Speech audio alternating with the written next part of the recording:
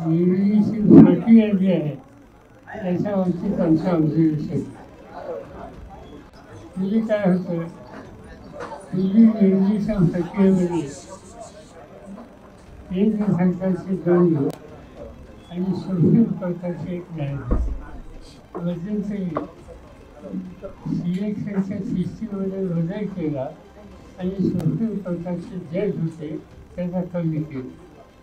आज विरोधी पक्षनेता एकटा आणि केंद्र सरकारच्या मंत्रिमंडळाचे 2 अशा 3घांना त्याची निवड करायचा अधिकार आहे.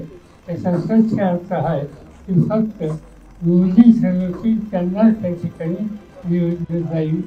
तर विरोधी पक्षाच्या एका सभासदाची विचारधारा त्याची स्वीकार त्या ठिकाणी कोणी करणार नाही आणि म्हणून केंद्राचे 2 प्रतिनिधी असल्यामुळे त्यांचे आहेत आणि त्यामुळे हवं तशा नियुक्त्या त्या होतील त्याच्याने आमच्या मनात शंका नाही.